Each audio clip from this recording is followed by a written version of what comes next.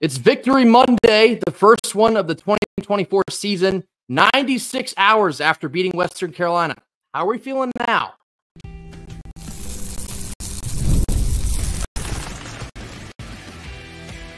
You are Locked On Wolfpack, your daily podcast on the NC State Wolfpack, part of the Locked On Podcast Network, your team every day.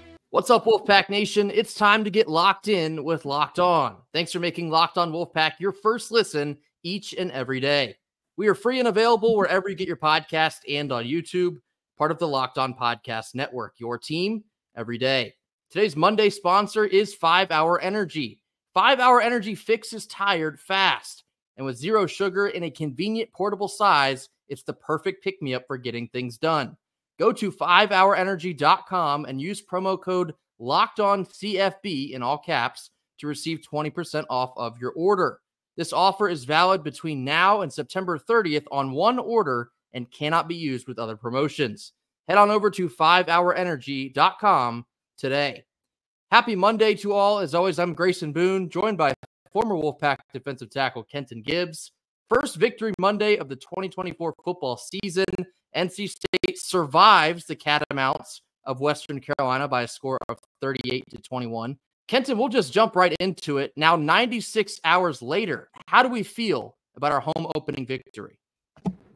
You know, I still feel the same, but after you look around the rest of the ACC, because in the words of a fellow Detroiter, Jalen Rose, you're only as faithful as your options are. And after looking around the rest of the ACC, it's a bunch of mud ducks going on around here. Right. With all due respect, I have not seen any ACC team. I'll say this. Of all the ACC teams that we saw play, other than Miami, who impressed you? None. I'd say Miami and Louisville are the two teams that did slightly more than I thought.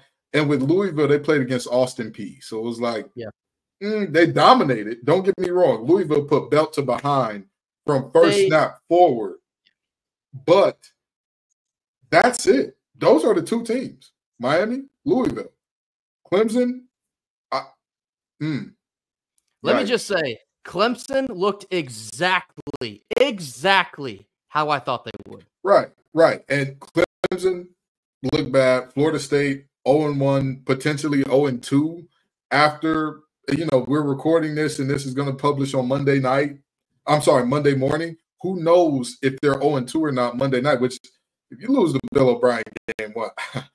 Oh, boy. So I really look at this situation. I say NC State didn't look good, but the rest of the ACC looks so bad that, and I get it. The standard is the standard, and you don't ever want to compare yourself to feel better. But the reality is, after looking around the conference, it's hard. It's hard for me to still look at this game and say, man, we're not a good team, or we, didn't play our best, rather. Although I will still stand by we didn't play our best. That team did not, play the best football that they're going to play all season, hopefully. But with that being said, I feel better about our odds in ACC with looking around ACC, seeing how these teams look, and then going forward and saying, you know what, we can still do this. Like this is, and I know that's crazy to say after a win, like, hey, we can still win the conference after a win. But I really and truly look around and say, you have a shot. I've really come to love NC State opening their season on a Thursday night, because then you get the entirety of Labor Day weekend to take in all the rest of college football, and then you can continue to kind of cast judgment, watch all the other ACC teams. And I'll tell you what, after watching the rest of the ACC and some of the rest of the country, you do start to feel a little bit better about the way that we struggled on Thursday night. You look at Oregon, for example, supposed to be one of the best offenses in the country, could only put up 24 and narrowly escape Idaho. You saw Virginia Tech make an absolute fool of themselves against Vanderbilt. There's just so many other variables to take in that makes you feel a little bit better about NC State not quite dominating against Western Carolina. But to reaffirm your point, and something we've already talked about on here, the ACC is wide open. Do y'all believe us now when we said this a couple weeks ago? It looks as wide open as it has in a long time. Miami, I'd say far and away, looked like the best ACC team early in that game, I thought they still looked a little bit like Miami, but then Cam Ward really took that game over. And then after that, it got pretty ugly pretty quickly. So yes, as of now, I would say Miami is the team to beat. Perhaps they are for real. We're going to have to see how they finish the rest of the season, but they look good out of the game. Clemson, I knew they were going to get railroaded against Georgia, and they did exactly that. Offense can't move the ball. They have a good defense. We knew that would be true, and it is. But against Georgia, when you can't do anything on offense, there's only so much your defense can do. And you saw how that worked out for the Tigers down there in Atlanta. Still have to wait to see what Florida State does as an encore on Monday night. Georgia Tech had another, I guess, nice win. You mentioned Louisville. They handled business. NC State still, we feel good about our chances here in the ACC. There's no two teams that stand above the rest. It's maybe Miami, but that second spot really does feel like it's up for grabs. I'll tell you something really funny about Miami. They're up either 21 or 28 points with about 5 minutes left. Now, Grayson, how much time can you run off the clock with 40 seconds worth of play clock per play? How much could you run off if you just ran 3 plays and punted every series? What's that, about 2 minutes? 2 minutes. And mind you, that's pretending that you're not burning any clock with the punt. That's pretending that you run the first down play, 40 seconds, second down play, 40 seconds, third down play, 40 seconds. And again, the plays aren't taking any time. The punt is not taking any time. That's 2 minutes. If you're up by 3 or 4 scores with 5 minutes left, why under God's green earth would your starting quarterback not only still be in the game, but be throwing the ball and taking hit? Mario still doesn't get it. There's still something up there that's not quite clicking for him at full capacity. So NC State has an opportunity because Cristobal showed us in game 1. When you let Mario shenan once, he will do what? Shenanigan. He will shenanigan. I am telling you right now, this thing is wide open for NC State, but you got to snatch and grab it. Because at the end of the day, all these other teams have problems, but so does NC State. So does NC State. There are very serious problems that we saw. And again, it's a lot like that Florida State effect of your strength is your Achilles heel. How do you fix this? How do you address this? But again, one game a season does not make. At the end of the day, there are lots of other games ahead of us. But man, I'll tell you, it's available, it's open, but boy, you've got to right the ship with some of the things that we saw NC State struggling with in game 1. Yeah, and moving back to this NC State Western game, I do feel better. I wouldn't say leaps and bounds better. I'd say maybe like marginally better because I think there is a very real scenario where only a couple plays completely changes the dynamic of this game. I'm talking maybe like 3 to 4 plays. If they go differently, you're looking at like 52-14, maybe even less for Western with the amount of yards that we gave them. I mean, you think about the interception from McCall, that handed them, gift-wrapped 7 points right there. You take that back off the board, maybe have a competent drive. That's another touchdown for State. You think Caden Ford dropping that interception. Yep. You think about those, not one, but actually 2 pick sixes that were dropped. Fordham and Aiden White both dropped one. If you cash in on just one of those, think about the confidence factor for Western. It gets probably shot at that point in time. The opening drive of the game, you throw a pick 6, that becomes a very quick uphill battle for you the rest of the game. And not only that, Caden doesn't get ejected if he catches that pick 6. That as well. You also wouldn't lose Fordham for the whole game. That's your green dot guy. That is a significant impact. I think Jalen Parker did a fine job, but he's not quite Caden Fordham, and his leadership felt like it was sorely missed in that defense. I did have a tweet that got some eyeballs on it over the weekend, but I do think it's funny that we had over 500 yards of offense. McCall threw for over 300 and 3 touchdowns. KC went crazy. Jordan Waters struggled a little bit, but finished with a pretty good stat line. And none of us felt good about it after that game had concluded. In all reality, 38 points with that type of offense, it is pretty good. Problem is the length of time that it took to score that many points. That was the issue. And all the bumps and bruises we took to get to that point. So I do feel better. And obviously, again, this is only game 1. The product is nowhere near finished. So what you saw against Thursday is not what you're going to see against Tennessee. It's not what you're going to see against Clemson. It's not what you're going to see against Cal and so on and so forth. So it was definitely a slow burn out of the gate, a lot more dicey than we certainly would have hoped, because the fashion of which we talked about this team for the whole offseason, as long as it was, to come out and look like a dud, it takes a lot of the wind out of the sails very quickly. So that was disappointing to see. There's still certainly some concerns moving from week 1 to week 2, and we'll get into that later today and also throughout the rest of this week. But I do feel better now than I did on Thursday. Cleaning up some of the mistakes you made on Thursday, it would have changed everything in a very short amount of time. So week 1, you take the good with the bad and you keep it pushing.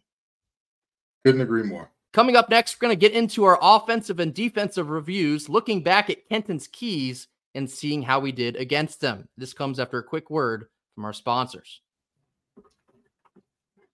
Our first sponsor of the day is 5 Hour Energy. Are you tired after lunch? Well, you're not alone. In fact, research shows that more than 70% of us hit a huge wall after lunch.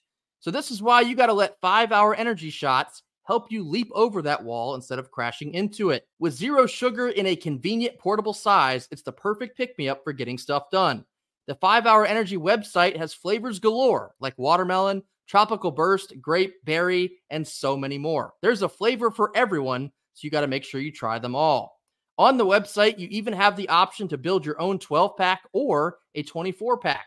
You choose the flavors, and it gets delivered right to your front door. If you head on over to 5hourenergy.com, that's the number 5 and then hourenergy.com, and get some 5 Hour Energy product today, you can use my promo code LOCKEDONCFB in all caps to receive 20% off of your order. This offer is only valid from now until September 30th on one order and cannot be used with other promotions. The code is not good on subscription orders, so get on over to 5hourenergy.com today. Middle portion of our Monday show, time to review offensively and defensively how NC State did against Kenton's keys on Thursday against Western Carolina. So, to review our offensive keys, we had rush for 180 plus yards. Check, we did that. Second one was less than 3 negative plays in the first half. We did not do that. In fact, I think we had 3 negative plays on one drive in the first half. We finished with 5 total negative plays, so missed that one. And the last one was average 4.5 plus yards on first down. We actually did that one. Oddly enough, the majority of our massive chunk plays all happened on first down. So that one was a success. Defensively, our 3 keys: create 3+ field position opportunities. We did not do that one. In fact, only had 1 turnover, and it was the very last play of the game. So that was a miss. Sack quarterback Cole Gonzalez 3+ times. That was a miss. We only did it twice. And no Western Carolina pass catchers over 85 reception yards. That was also a miss. AJ Colombo finished with 97. 2 for 3 on offense, 0 for 3 on defense. Kenton, what do you make of this? Does that not check out with the game that we saw? It sure does. Funny how that works. You and I, we were texting during the game, and we were talking about the fact that offensively, it was clear at the end of the game that Western Carolina just wore down, and we got what we wanted offensively toward the end of the game. But defensively, I've never heard of players showing out in this manner, FCS players showing out in this manner against NC State, and yet we kept hearing Colombo on the out route. Gonzalez finds Colombo. Man, Colombo's been a problem all night. It's yeah. And then as far as the no negative plays thing, do y'all see what I mean now?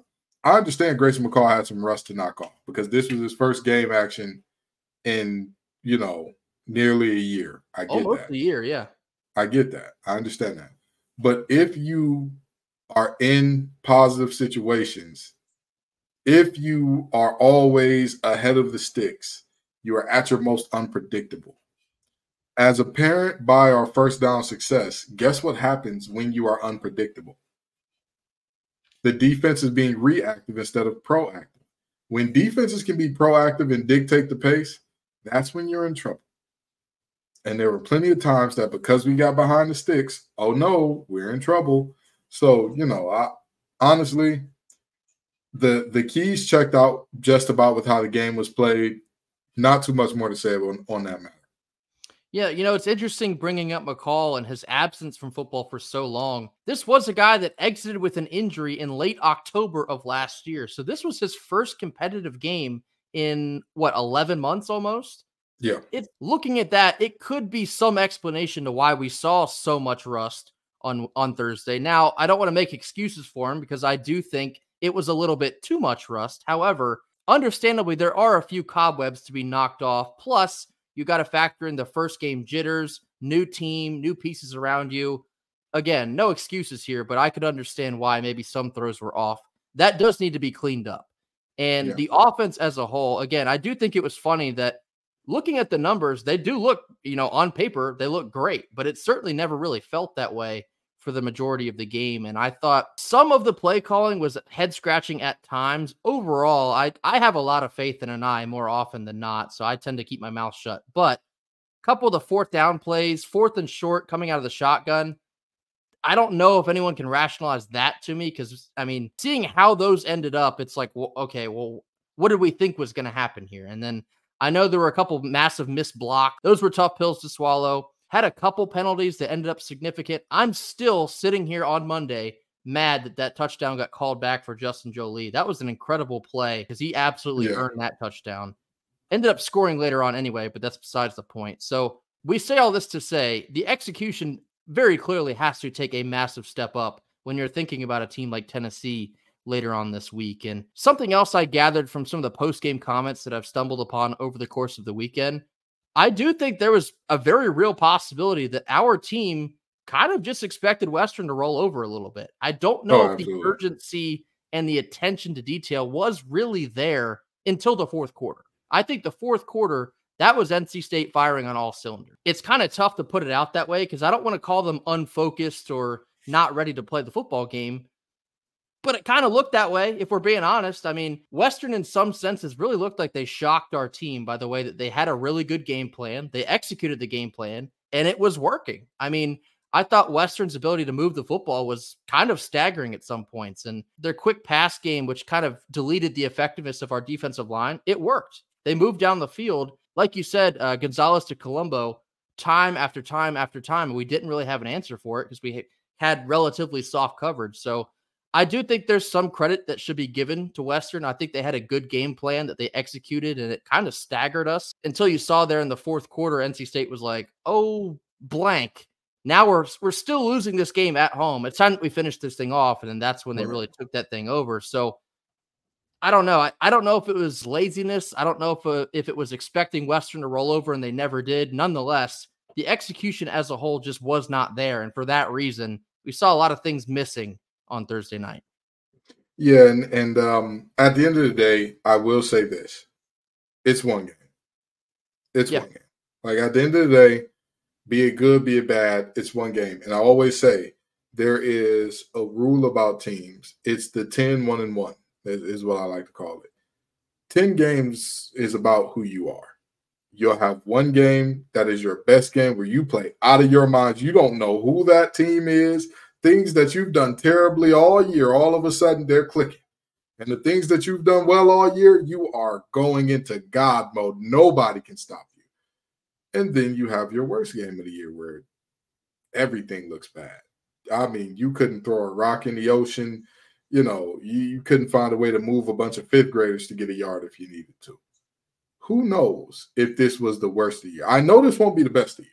I know that without a bit of uncertainty, unless something were to happen to where, they had to replace every single player on the team with not only walk-ons, but just random people from campus. I'm sure that, this is not the best game they'll play. But again, we'll see who is this team really in the near future. We'll see, hey, this team, they are ready. They can do what they need to do. Hey, it's a new day. We're going to figure it out. Or if this was like, you are who you are. This is who you are. And I highly doubt that this is who we are because, again, certain things that were supposed to be strengths just objectively look god-awful. We talked about the run game was should be improved, but it wasn't a known commodity. what we did say was a known commodity is a quarterback that can be on time, on target, make good decisions. Instead, we got staring down receivers, late and over the middle, slowing down your receivers with the ball and all that. It was a tough scene. And last point here before we move into our big picture takeaways, another sentiment I saw passed around over the weekend. After the first quarter of this game, we finished quarters 2 through 4 on a 31-7 run. Now, that on paper looks a lot better than it felt in the game, and I certainly understand that as well, but it kind of reinforces that point that when NC State felt that the urgency must be there, that is when they took the game over. And I've seen a lot of people saying, well, Western ran out of gas and you can't expect them to keep up with the depth. The fourth quarter is still very much a piece of this game, and NC State took the game over when they needed to. And I think that is a relatively small, but it is encouraging sign to take out of this game. Ultimately, when their backs were against the wall and they felt that fear of, oh man, we've messed around, so to speak, a little too long in this game. I think it's time that we put them to bed. They went on and did exactly that. The defense turned it up a notch. The offense turned it up a notch. We finished with 21 points in the fourth quarter. So that at least was encouraging to see. But the offensive line play, I can't believe I haven't mentioned that already. The offensive line play, that needs to take a couple leaps and bounds into week 2, because getting pushed around by Western, it's a tough look. Game plan, no game plan, focus or no focus, that simply cannot happen against Western Carolina. So that needs to very obviously change. Already mentioned that I think Western's game plan sort of neutralized our defensive line a good bit. That is until that fourth quarter. I was really impressed by Davin Vann and Brandon Cleveland in that fourth quarter. That is when they really took over as well. So still a lot of improvement that needs to be seen over the course of this week into week 2. But overall, I think there are some silver linings that you can pick from the pile here. We're going to round out our Monday episode with our big picture takeaways from this Western Carolina victory after a quick word from our sponsors. Our second sponsor of the day is Ultimate College Football Head Coach. Locked on Wolfpack fans, I want to take a moment to give you a heads up about a brand new mobile game that I think you're going to love. In this amazing game and simulation, you get to step in the shoes of a head coach and lead your college football program to glory. Can you actually imagine being the head coach of the NC State Wolfpack? From recruiting players and hiring coaching staff to overseeing training camps and handling school scholarships, you control every crucial detail of your program. It's all in your hands. Will you be able to handle the pressure? Ultimate College Football Head Coach is completely free, has 0 ads, and is 100% playable offline. You can play on the go as you want and whenever you want to. Of course, we have a special offer for Locked on Wolfpack listeners. Using the promo code LOCKEDONCFB in all caps inside the game store, you can receive a free boost to start your program. Make sure to take advantage of this perk, as it will get your team off and running. To download this game, just visit ultimate-cfb.com or look it up on the app stores. This is Ultimate College Football Head Coach. Begin your coaching legacy today. Last couple of minutes of our Monday show. Now getting into our big picture takeaways from this 38-21 victory over the Western Carolina Catamounts. Kenton, give me some of your big picture takeaways. What are some of the silver linings that you are pulling out of this victory before we move on and set our sights on Tennessee? One thing that I absolutely loved about this game, our pass catchers are as good as advertised. Yeah. I mean, and I get it. It's Western Carolina, all that good stuff. They could not keep up with any of our wide receivers. I don't remember any wide receiver or tight end having to make a deeply contested catch if it was thrown on time and on target. Do you? I mean, very seriously, I don't remember one time where it was like, all right, you have to win vertically because you did not create separation, which that is like that's the polar opposite, a complete 180 from last year. I mean, guys were running open everywhere. So if we could just, again, improve that timing, get it and figure out, all right, this is my window, this is where I'm going with it, and lead guys, oh, man. Because this group of pass catchers, I mean, wow, what a group. We all know who Casey is, and he just reaffirmed that. Justin Jolie, not a good enough coming out party. Because of that penalty, what should have been one of the greatest coming out parties in NC State history was dialed back significantly. So I want to see him go up against old Rocky Top in Charlotte and show all of America, hey, this is who I am. Noah Rogers, same thing. He looked wonderful whenever the ball was in his hands. Wesley Grimes, Dakari Collins, the whole crew, I liked it. And Keenan Jackson. I told y'all that boy can run a route, didn't I? I told you that man can run a route. And did he not route up those Western defenders? So I am more than excited to see as Grayson McCall knocks off that rust, what this offense looks like, because there were so many plays where I'm like, hey, he needs to go bang his head on the goalpost. He needs to go. If you lead him, it's Katie Diz at the doorstep. Old Moo Yu is singing Old McDonald a little earlier than we did tonight. So, Yeah, keep in mind that the strength of the Western defense was, in fact, their secondary. Our wide receivers had all the separation that they could have asked for. If the throw was on time and on target, the catch was made all night long. Some of the catches that were made were off target, and the adjustments being made by the wide receivers were spectacular. Noah Rogers had a really nice couple catches. Wesley Grimes had a nice couple catches. Terrell Anderson arguably had one of the bigger catches of the night there, falling down on the sideline. I thought he was tremendous.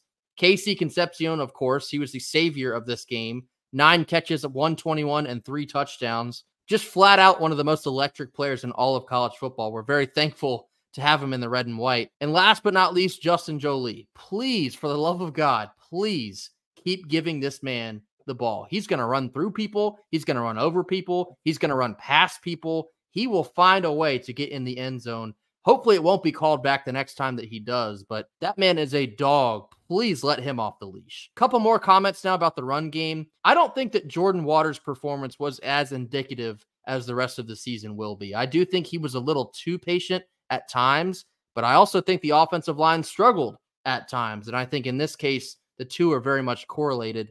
I think the 2 touchdown runs you saw from Waters, that's a lot more of what you will see. Him running over people, running through people, hitting the hole and getting past folks. That's the Jordan Waters that we were waiting for. And we finally did get it there late in the fourth quarter. I think you're going to see a lot more of that moving forward than what you saw there early in the first half. Hollywood Smothers is another guy. Please keep feeding that man. Electric speed, and it looked effortless. The first run that he had, he cut up the sideline and then cut inside the last minute and got tripped up there around like the 4 or 5 yard line. If he would have stuck outside, he's in the end zone. The defender being blocked was not about to turn around and still make contact with him to keep him out. He was going to be in. So I really liked what I saw from Hollywood Smothers. Just that clean speed. It seems to have really good vision. I think a lot more carries for him is going to do NC State a lot of good. Jonathan Paylor, he only had 1 run, and I know folks are really excited about him. I really don't know what to tell you about how much to expect out of him. I think probably more of the same there. I think you move Paylor to kickoff, and that's something we've already talked about on here. With that electric speed, put him somewhere else that he can make an instant impact. And for him, I think that's on special teams. But yeah, all in all, just to summarize here, I do feel better about this win now than I did on Thursday night. Not crazy amount of better, but it is definitely better. I think cleaning just a couple plays up in that game, you would have absolutely dominated Western. So the offensive numbers at the very end of the game were encouraging to see. You bring Caden Fordham back in that defense. I think they play better as a cohesive unit. It's very difficult when you lose your green dot guy that soon in the game to keep the momentum going. Another point that kind of flew under the radar, Jihad Carter did not play in this game. Not because he's hurt. I think he was still nursing something. Dave Doran said he could have played, but precautionary measures, they want to keep him out until the Tennessee game. I'll be interested to see how much of an impact he makes in the secondary against Tennessee. So perhaps him not playing against Western, maybe that was a big difference that you could have felt. In summary, don't panic. Don't hit that panic button after a little bit of a scary week 1 win. I think it's a long season. I think Western played a lot better than we expected, than the team expected, than a lot of folks expected. And our struggles in this game, at least we think, are not going to be consistent here moving forward. Now, Tennessee, they're a whole nother beast, and we'll get into them. Absolutely. We're going to get into them as this week goes on, but we're never going to be upset about taking the win. I think you take this win, you learn from it, you clean up those very small mistakes, and you're looking at a very different football team moving forward. Yeah. And at the end of the day, again, it's week 1. We will not overreact to week 1. This team will be fine. They'll settle in. Grayson McCall will settle in. Everything will work itself out. That'll do it for us here on Monday. As always, thank you all so much for joining us. Be sure to hit that like button. Drop your comments down in the comment box. Tell us how you're currently feeling now on Monday about our 38-21 victory over Western. Do you feel better? Do you feel worse? Do you feel the same? Any kind of way you feel, let us know down in the comments. Let us know some of your big picture takeaways as well. What did you take from this game that you think will be significant moving forward? Mash that subscribe button if you have not already. We'll see you right back here tomorrow on Tuesday. Until then, go Pack. Go Pack.